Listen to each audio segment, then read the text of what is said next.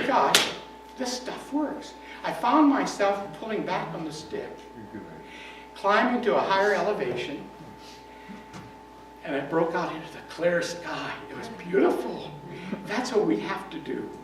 Now, this is I call a simile for this whole month, that we get into these situations that are unexpected, and if our self-image is one of, we've forgotten, or we've forgotten who we are, what we are, that these are the things. So the simile there is that we allow ourselves to be sucked into the drama.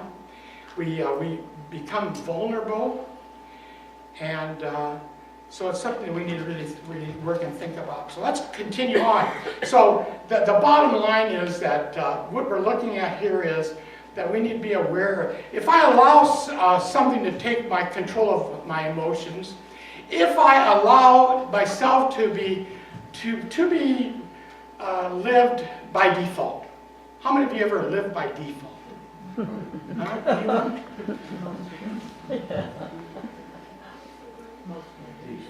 People always want to tell us how to live, how to dress in this world, what to believe in, and if you don't believe in it, you're scum. You know, we get into this, we get into this thing, and so some of us buy into it, and we're mesmerized into this feeling that we're something else. They try to identify themselves for us. And the Disney story is really wonderful, because what he did was he woke up one day and realized as a child, he says, I love to draw. I love to do sketches. I love it. This is his passion. And that was his self-image. I want to be an artist someday. That's what I want to do. So he was always sketching, and he's a youngster. So he decided, I'm going to have to eventually get a job. So I think what I'll do is I'm going to go do some of my sketches and take them to the local newspapers and other newspapers and see if I can get a little part-time job. So he goes over, and he sees a lot of these editors, and every one of them not only said, we don't like your sketches, but everyone said what? You have no talent. What? You see, living by default. Did he accept that? I don't think so. What he did, he finally continued on. He got himself a job at some mega church, not like ours, some mega church, and his job was to do flyers and do kinds of things. But then he said, I got some money now, and he's a youngster. He says, I need to rent a little building where I can do my art. And so he rents this mouse-infected room full of mice, and he became famous, and so did one of his mice, Mickey Mouse. This is how. So anyway, this idea.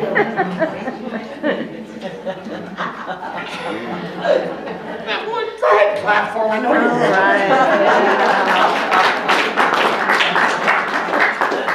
Rather than be sucked into amnesia and believing what he's told, he said, that's bull. And so what we do, we know that we're in that right place when we can look at something like that and say, bull. I'm not using the other word. I've been instructed not to.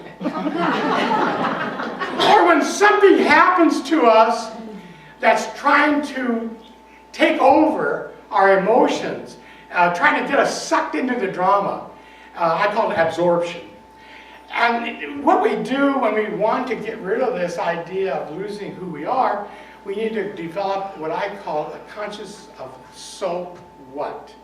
We need to be able to say, so what. When somebody's in our face with something so serious, you need to be careful, this is going to happen, we move forward. In times, we don't say so what, because you get poked in the mouth.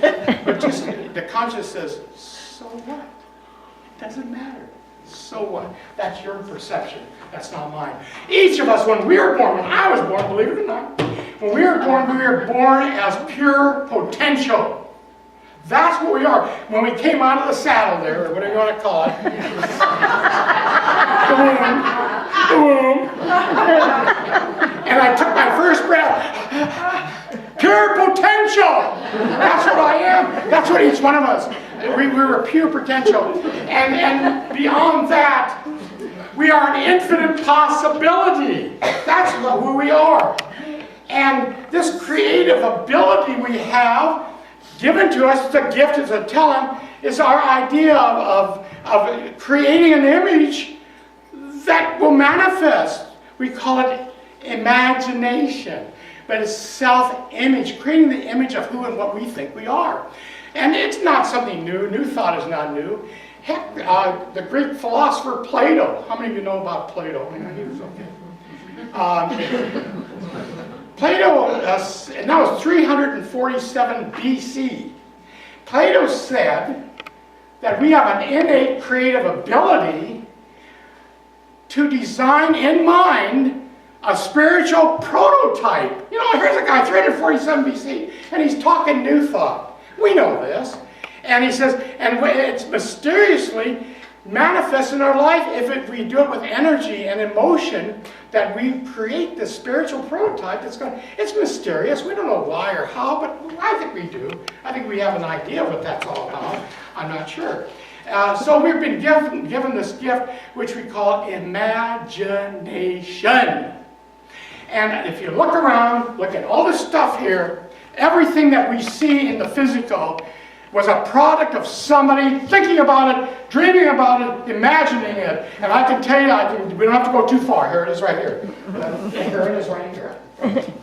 Here it is right here. Just 2 days ago, somebody, by the way, when this was created, somebody either dreamed about this idea or actually imagined it. And 2 or 3 days ago, I was talking to our center in Australia, Lori Levine, who has a positive living center, that's what it's called, in Sydney, Australia. The last and only center that teaches this New Thought belief system, other than a unity group that's there. And I was talking to her, not only talking to her, I was really talking to her. She was present on my Skype, talking to me. Now, how did this come about? And the naysayers out there, when we say, you know, so-and-so visualized healing, and he was healed, and they'll say, and you know, the majority of our population, they think we're nuts. But they'll say, well, that's impossible, that was a miracle, that really didn't happen. That's bull. That's that bull again, that big B. Because we can prove that we have the power of imagination and create whatever it is we want to by putting it in mind and focusing on it, as Plato said. Well, we can go on on this. I think when we look at our life experiences, we know, and I believe this, really believe this, that this divine, we call it the 0 point field, or whatever you want to call it, the field, this divine place, that's where the creation of everything exists. And we were there before the beginning, and we're still there. I believe that there's a divine longing in spirit. There really is. For each of us to somehow evolve in consciousness, to use our gifts of imagination to create something good for the majority, to really do something well. Even if we're older. There are a lot of things we do. When we had the SPICE program here, we had 90-year-old women making bean bags in the SPICE program, and they were excited about it. So I'm going to bring a story up that kind of emphasizes all of this right now. And this gal, Rose, she was 87 years old, and she forgot. Her memory of how wonderful she was not there. And she had lost her husband, died, and her children moved out of state. They were gone. She felt useless, and she felt that she was lonely and depressed. She was in what we call the consciousness of amnesia consciousness. She just disconnected all. So one night she was going to bed, and she was really down, and she went to bed and she prayed for guidance and for a change in attitude. And the reason she did that was she had attended a church her church, and the minister had made this statement. He said, there's only one solution to most problems, and that solution is a change in attitude. See? And she said, so she prayed for that. Well, we have this beautiful belief system that says there's a part of our spirituality, there's a part of God that responds to those ideas, to our imagination, to our requests, and delivers. Well, and it works 24/7. She got in a dream the solution. She was in this dream, she was in a classroom surrounded by a bunch of kids, and she was productive, she was helping them and all. And so she woke up and she says, I'm going to college.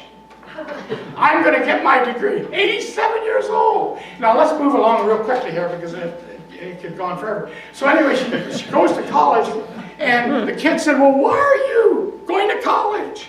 And she says, because I'm here to find a rich husband, get married, have some kids, and then retire and travel.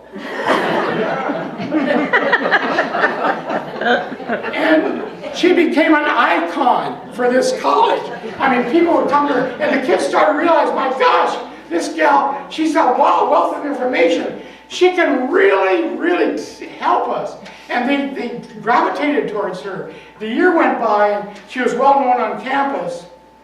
And then she was asked to do the ultimate.